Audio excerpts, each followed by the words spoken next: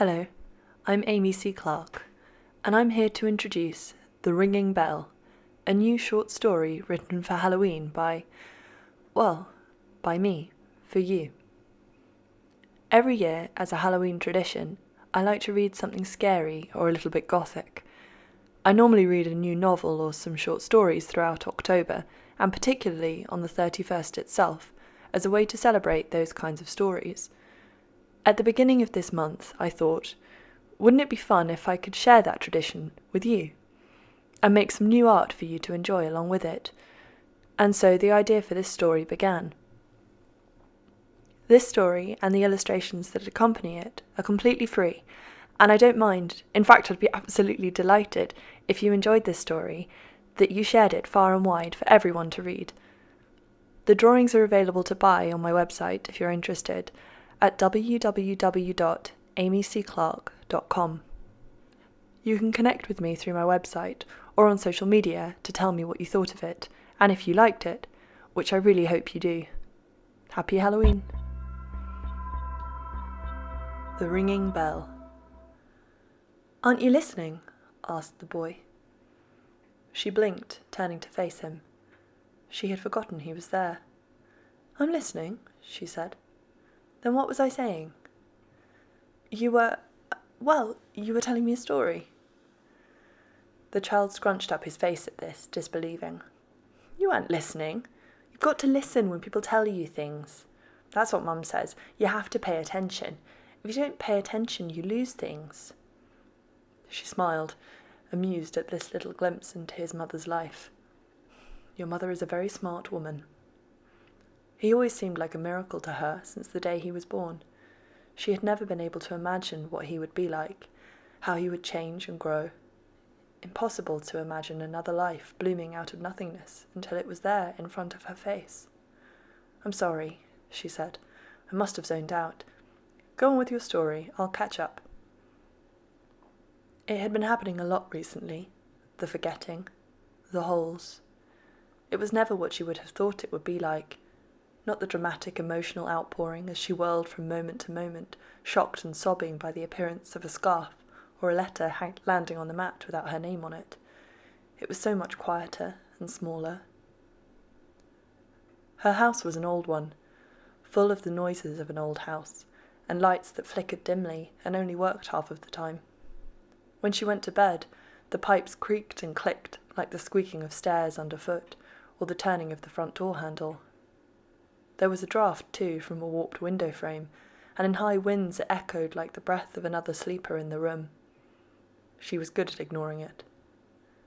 The lights from passing cars shone from the street into her room at night, the curving scythe of light a comforting reminder of other living neighbours only steps away, of the press of bodies all around her, clothed within the walls of their separate houses. She liked that she could hear the doorbells, and constant muffled murmur of household chatter through the walls. But she hadn't been sleeping well recently. Too much work and too little sleep, and she was regularly fighting off migraines that threatened to punish her when she was too remiss with self-care. "Do you like scary stories? I could tell you one of those instead," the boy asked. She was glad he was here, sat at her small kitchen table with his half-eaten sandwich. She hadn't seen him in a while. "Sometimes. It depends if they're actually scary or not." "I know some stories that will scare you," he said. "Really scary. Not like the ones they let children read. The ones grown-ups think we don't know." "Where would you hear a really scary story?" she asked, feeling indulgent and nostalgic. Had she ever been this precocious as a child? Perhaps she had. "They're everywhere," he said. "Everyone's heard the scary stories. They just don't like them staying around and don't really listen when they're being told. Grown-ups don't like scary stories. They try to hide them, but you can still hear them." He took a large final bite of his sandwich, stuffing the last remnants of crust into his mouth and gulping it down, jaw clicking with the movement. He wiped his mouth with his sleeve, brushing away the trace of the crumbs that clung to his lips. "What's your scary story about, then?" she sighed. "It's a monster story," he said proudly. "It's about the bell ringers." She felt coldness flood over her, and the blood drained from her face. "You mean like in a church?" she asked, heart fluttering in her chest. "The people that ring the bells in church towers?" The boy looked at her with steady, dark eyes. "You must know the stories about the bell ringers," he said. She did know. The memory rose unwanted even as she tried to suppress it, strong and burning like bile in the back of her throat. She had heard the stories when she was a child too. They might have changed over the years, between different schools and playgrounds, different cities and families, but the basic knowledge was always the same. The bell ringers came when they were least expected. No one knew what they looked like or where they came from. Some speculated they were grief-struck souls, trapped in a cycle of their own loneliness, forever fighting to fill the void within. Others thought they were developed from vampires or other better-known creatures of the dark. "They're why you have to pay attention," the boy said. "They take things when you're not looking, and if you're not looking, you miss the signs." She nodded, looking down at the pale swirling grain of the pine kitchen table, tracing the rings developed over years of growth and weather. Those delicate scars rippled through the wooden surface even after it was felled. "And the signs are?" "Well," he edged forward in his seat. "There's the bell ringing. That's obvious. That's why they're called the bell ringers. But it's not first. First, there's the lights." Yes, the lights were first in all the stories. Hazy dots of light floating just on the edge of vision. They were the bell ringers' lanterns, some said. Others that they were the lights from that other place, the space just out of reach where they hovered, waiting, waiting. "And then," the boy continued, his excitement mounting as he reached the gory climax of his tale, "then they come. They only come when you're not looking, and then they cut out the core of you." He grinned. "Isn't that disgusting?" She tried to smile. Her heart was still fluttering, a faint skipping rhythm with drunken lurches that made her feel sick. There was a pressure behind her eyes. She stood up and moved over to the kitchen cabinets, taking down a glass and filling it with cold water from the tap. She took 2 ibuprofen from a packet, gulped them back with a big swallow of water. "How do you think they do it?" he asked. "No one ever says." "There's more than one way to cut someone open," she said. He lifted his plate over to where she stood at the sink. "Can we go to the park now?" At the front door she pulled on flat-soled trainers and her raincoat, and the two of them stepped outside. She was only renting that house, that place among the other families and couples that lived there, and she knew that someday her time there would end. The bricks were not her own and could easily be snatched from her, but she felt invested in that space, and more anchored by invisible roots than any other place she had lived. They walked along the street, past the parked cars with their wheels raised on the pavement, and along through the busy playground. She didn't stop there, where the local children played and mothers sat on graffitied benches, but continued on through the rows of Victorian terraces. The misty dew of the morning had gone, replaced by a pale October sun and dull grey clouds. The air was damp and cool. They turned down a muddy, flinty path that squeezed out of the cul-de-sac, opening onto a wide, scrubby field. There was a small copse to the far end, a cluster of arching deciduous trees, half bare of leaves by now, bark mottled with the crudely gouged love hearts and declarations that someone now gone had been there once. She stepped out into the field, the long wet grass stroking her shins and soaking through the fabric of her trousers. There were tracks through the field, covered in fallen leaves, mulched and slippery from the wet weather, twigs snapped and hidden, and the occasional old tennis ball long forgotten by a dog snuffling through the undulating open space. The boy strode on ahead of her, kicking up leaves and dragging a fallen branch in one hand, cutting a new track alongside him. He turned to face her with a smile full of baby teeth. "What are you afraid of?" She shrugged. "The normal things people are scared of, I suppose. Spiders?" Her answer was like a question. "That's stupid," he said. "You're not scared of spiders." "Well, I don't like them very much." "That's not the same as being scared," he told her in a rather superior sort of voice. "You should be scared of ghosts." "I don't believe in ghosts." "I don't mean people in bed sheets. I mean real ghosts," he said. You shouldn't be scared of ghosts. I'm not, he said. I'm not because I know they're there, but you are. And you're scared of the bell ringers too, aren't you? How can I be scared of something that isn't real, she said. Who's been telling you all this rubbish? That's how I know you're scared, the boy said. You don't want them to be real, so you don't have to pay attention to them. You don't have to look if they're not there, and you're scared they are, so you don't look. I'm not afraid of anything as silly as ghosts, she insisted with a sigh. Then what are you scared of? They had walked to the edge of the trees, the branches stretching high overhead. Jackdaws flapped above them, shaking the last clinging leaves. She thought about the dreams, those nightmares that came to her when she was restless and pushing herself too hard. There were dark things in those dreams. She would wake from them drenched in sweat, heartbeat almost blinding her as the blood thundered through her veins, pressing heavy against the back of her eyes. She wasn't going to tell this child about that. She wasn't going to tell him that he was in them. A rabbit skittered out from under the tangled roots ahead, darting through the long grass.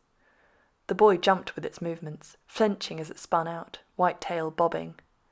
He raised himself to the balls of his feet as the rabbit stopped behind a scrubby tussock, little body trembling with a held breath. Did you see? His eyes shone as liquid and dark as the rabbit's, and his hair was only a shade away from the flecked downy fur. Yes, she murmured softly.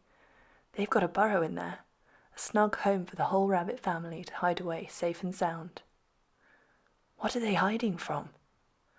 Predators. Do you know what kind of predators might hunt rabbits? He thought for a moment, sucking in his lower lip between his teeth, never looking away from the tiny wild thing in front of him. Foxes? She nodded. And cats sometimes. I don't know if he's too big to need to worry about owls, but don't worry, he'll be perfectly safe. The boy didn't respond, but crouched down lower to the grass and tried to edge closer to the rabbit with timid, faltering steps. His face, when lit with wonder, looked just as he had as a baby, newly aware of the world around him. She could almost feel the delicate softness of his hair when he was newborn, only a few fine strands darkening his head. That had been so long ago. A twig snapped under the boy's foot, and the rabbit was gone. He straightened up and turned to face her. She pulled her coat tighter about herself and walked towards him, hand outstretched to place on his shoulder. He was frowning. What's the matter? My... He searched in his pockets briefly before throwing himself to his knees, scrabbling in the mud and thick wet grass. It's gone! I've lost it! The rabbit's only gone home, she soothed. It's okay. We're lucky we got to see him, but nothing bad will have happened. He'll be all right. Not the rabbit, the boy cried, searching frantically now. Not the rabbit, but it's gone. I... She rushed to stroke his shoulder. It's okay. What have you lost? One of your toys? I don't think you brought any with you. They're all at home. It's... He was starting to cry, large tears beading in the corner of his eyes, about to spill like water from a broken dam. It's okay, she repeated, bewildered. What are you looking for?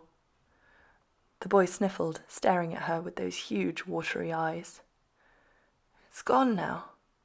It's gone. It's gone forever. What is? Look, I'm sure we can find whatever it is you've lost. He swallowed back a sob, the red flush fading from his face.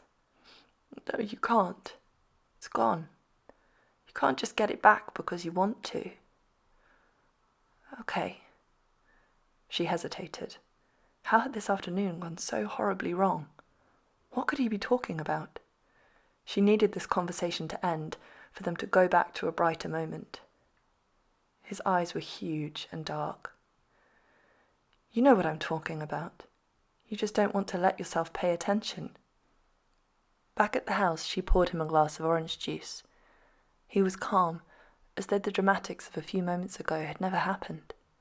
He wouldn't tell her what he had lost, and she wasn't sure she believed there had been anything there for him to lose in the first place. Now he had gone home, and the night was drawing in. She had wiped the countertops down, clean and pristine, locked the doors, and gone up to bed. She brushed her teeth, spitting the debris of the day into the sink, and washed her face. She read in bed, alone, while the lights from passing cars filtered through her thin curtains until exhaustion crept up on her and she fell down into the darkness of unconsciousness. She should have known the dreams would come that night, after her headache, after the things he had said. It started, as it always did, by the side of the river. The water was dark and cool, fast-moving and vast. She was standing on the riverbank, her bare feet wet from the grass. He was there, across the river, waving and calling her name. She waved back. "Where's the bridge?" she called out, her hands cupped around her mouth as she tried to make herself heard over the torrent. "How did you get over there?" He pointed downriver.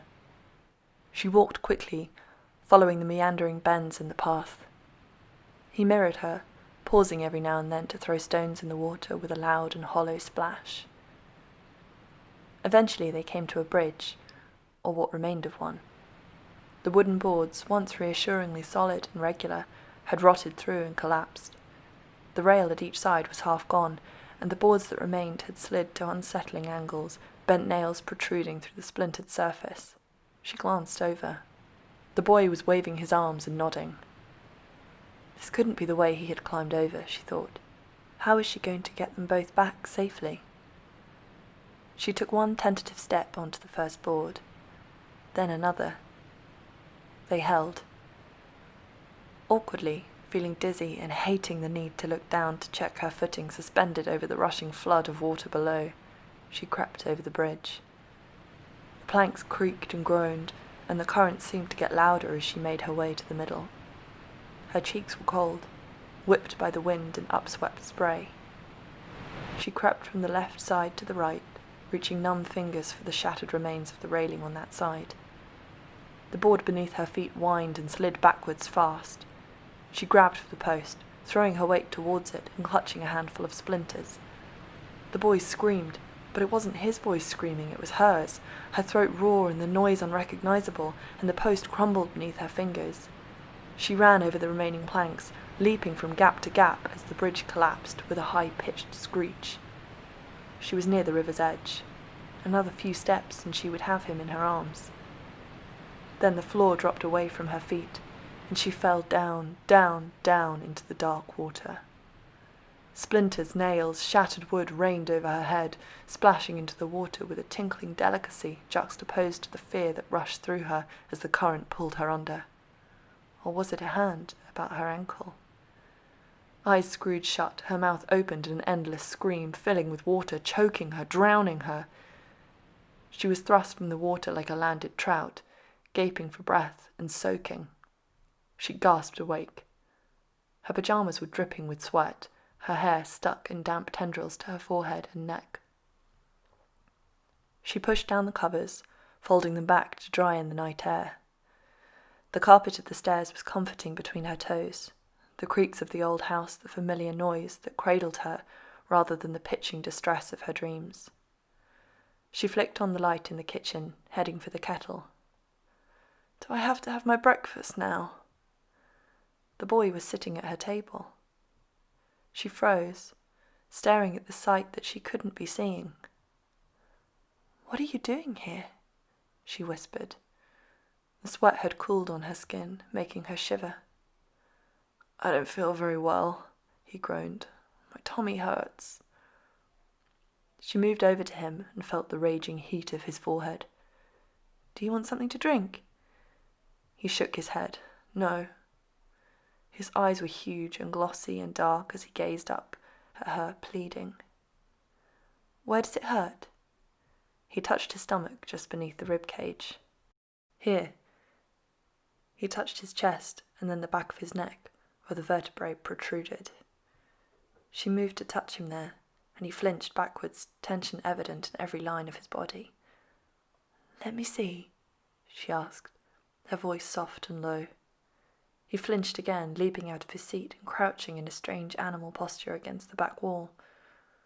"What's all this about, sweetheart?" He skittered along the wall, leaning forward onto his toes, tipping away, before he began to run, bounding out of the room. His hair gleamed russet in the artificial light. She called after him and rushed to follow into the hallway. Something was wrong with his body. He was shrunken somehow, his skull squeezed until it was the size of an orange, his ears thrusting up through his thick hair, his limbs tucked at bizarre angles beneath him. His shadow was small. She reached out a hand, and he darted away once more, running and running, his bottom raised and bobbing, and he disappeared. She searched through the house, opening cupboards and calling him. She thought she might be mad. Light gradually glowed behind the curtains, pale and cold. She pulled on her shoes and her coat and went out into the front garden to continue her search. The door had been unlocked. There, in the centre of the lawn, he crouched. His nose twitched when he saw her, and he raised up into a squat, ears quivering. She reached out to him, and he spun away, dashing across the road.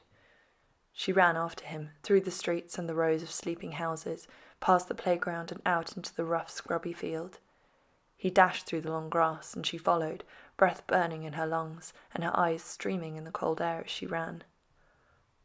Under the trees she stopped, listening. There was a rustling sound, and then he leapt from the bushes, out into the burrows beneath the trees, her last glimpse of him a flash of bobbing white tail. She threw herself to the ground, knees sinking in the mud, trousers sodden with earth and damp. She clawed at the small round hole, calling his name. There was no reply. She sat staring into the hole for a long while as the sun rose behind grey clouds. High above her, in the branches of the trees, a bird started to sing. She looked up. The branches were full of birds, roused from their slumber, feathers shaking as they took to their morning song and flight. Tears welled in her eyes, and she began to cry. He never stayed for long, and she never knew when he would come back, whether this time he would grow, or whether this time he would stay. Sunlight sparkled in the corner of her vision, refracted as her sight blurred. She bent over, crying freely, mud staining her hands and her clothes. Far away, she heard church bells ringing. There's more than one way to cut a person, she thought, and only one loss, one kind of absence that lasts a lifetime. She retraced her steps back to the house. She just had to pay attention next time. She just couldn't let him go.